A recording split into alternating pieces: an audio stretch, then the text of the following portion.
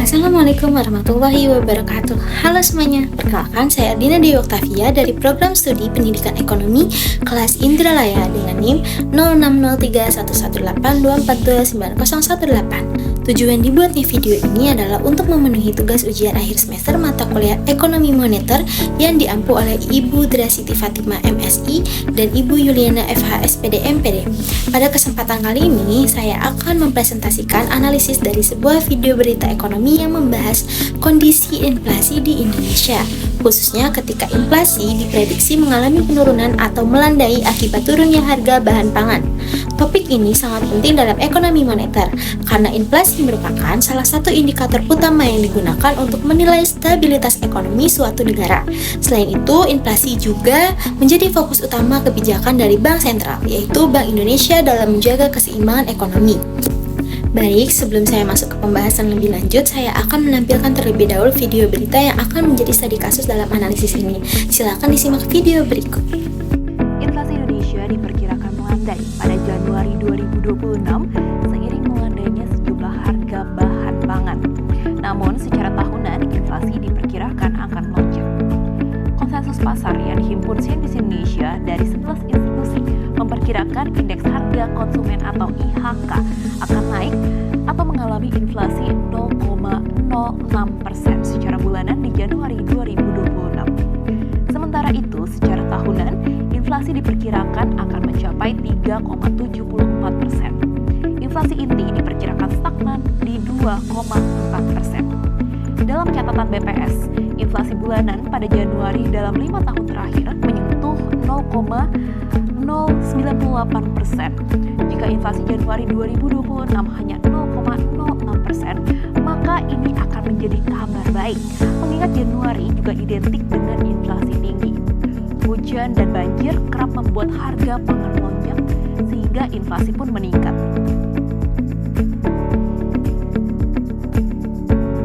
Berdasarkan video yang saya analisis dari CNBC Indonesia, dijelaskan bahwa inflasi di Indonesia pada awal tahun mengalami kecenderungan menurun atau melandai. Penurunan ini terutama disebabkan oleh turunnya harga sejumlah bahan pangan yang sebelumnya sempat mengalami kenaikan. Dalam ekonomi, inflasi merupakan kondisi di mana terjadi kenaikan harga barang dan jasa secara umum dan terus-menerus. Namun dalam kasus ini yang terjadi justru sebaliknya, yaitu tekanan inflasi mulai berkurang. Fenomena ini dapat dianalisis menggunakan pendekatan ekonomi makro, khususnya dalam teori inflasi. Dalam teori tersebut, inflasi dapat disebabkan oleh beberapa faktor, salah satunya adalah cost push inflation, yaitu inflasi yang terjadi akibat kenaikan biaya produksi. Di dalam ekonomi, inflasi merupakan kondisi di mana terjadi kenaikan harga barang dan jasa secara umum dan terus-menerus. Namun, dalam kasus ini yang terjadi justru sebaliknya, yaitu tekanan inflasi mulai berkurang. Fenomena ini dapat dianalisis menggunakan pendekatan ekonomi makro, khususnya dalam teori inflasi. Nah, di dalam teori tersebut, inflasi dapat disebabkan oleh beberapa faktor, salah satunya adalah cost plus inflation, yaitu inflasi yang terjadi akibat kenaikan biaya produksi. Dalam konteks Indonesia, bahan pangan merupakan komponen penting dalam pembentukan inflasi. Ketika harga bahan pangan naik, maka biaya hidup masyarakat meningkat sehingga inflasi ikut naik. Sebaliknya, ketika harga pangan turun, maka tekanan inflasi juga ikut menurun. Selain itu, kondisi ini juga menunjukkan adanya perbaikan dalam sisi penawaran atau supply, di mana ketersediaan barang di pasar meningkat sehingga harga menjadi lebih stabil. Dengan demikian, dapat disimpulkan bahwa studi kasus ini menunjukkan kondisi ekonomi yang relatif stabil, khususnya dari sisi harga yang merupakan salah satu indikator penting dalam ekonomi moneter. Selanjutnya adalah fenomena penurunan inflasi ini dipengaruhi oleh berbagai faktor yang saling berkaitan, baik dari sisi real maupun moneter. Pertama, faktor produksi atau supply.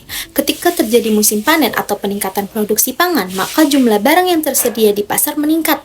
Hal ini menyebabkan harga menjadi turun karena penawaran lebih besar daripada permintaan. Yang kedua, faktor distribusi. Distribusi yang lancar sangat penting dalam menjaga stabilitas harga. Jika distribusi terhambat, maka barang akan langka di suatu daerah dan harga bisa naik. Namun, jika distribusi berjalan baik, maka harga dapat tetap stabil. Yang ketiga, kebijakan pemerintah. Pemerintah sering melakukan berbagai intervensi seperti operasi pasar, subsidi, dan pengendalian harga untuk menjaga stabilitas inflasi. Yang keempat adalah kebijakan moneter yang dilakukan oleh Bank Indonesia. Bank sentral memiliki peran dalam mengatur jumlah uang beredar dan suku bunga. Jika jumlah uang beredar terlalu banyak, maka inflasi bisa meningkat. Namun, jika dikendalikan dengan baik, inflasi dapat dijaga tetap stabil.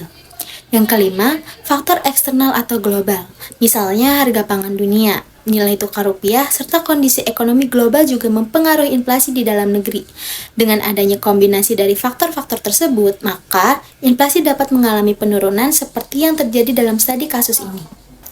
Penurunan inflasi memberikan berbagai dampak yang signifikan dalam ekonomi moneter. Yang pertama, dari sisi daya beli masyarakat. Ketika inflasi menurun, harga barang menjadi lebih stabil, sehingga masyarakat dapat membeli lebih banyak barang dan jasa dengan pendapatan yang sama. Kedua, dari sisi kebijakan suku bunga. Inflasi yang rendah memberikan ruang bagi bank sentral untuk menurunkan suku bunga. Penurunan suku bunga ini bertujuan untuk mendorong investasi dan konsumsi. Yang ketiga, stabilitas nilai tukar. Inflasi yang terkendali akan meningkatkan kepercayaan investor terhadap perekonomian suatu negara, sehingga nilai tukar mata uang menjadi lebih stabil. Yang keempat, peningkatan aktivitas ekonomi.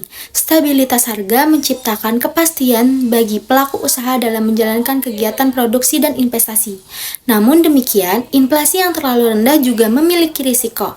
Salah satunya adalah menurunnya permintaan masyarakat yang dapat menyebabkan perlambatan ekonomi. Dalam ekonomi moneter, kondisi ideal adalah inflasi yang stabil, tidak terlalu tinggi dan tidak terlalu rendah. Nah, untuk menjaga stabilitas inflasi, diperlukan berbagai langkah strategis yang melibatkan pemerintah dan bank sentral.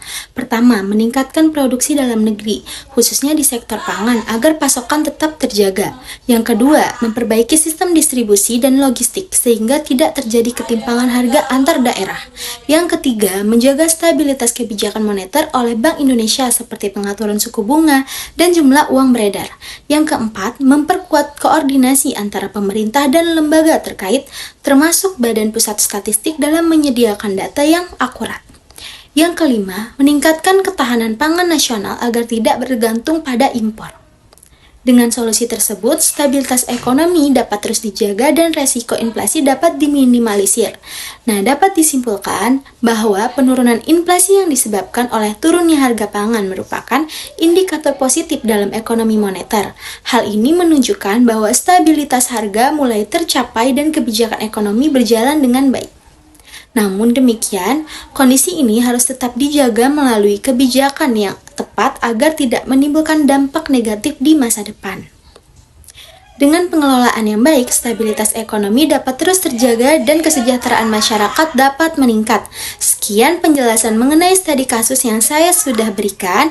Kurang lebihnya mohon maaf dan terima kasih. Wassalamualaikum warahmatullahi wabarakatuh.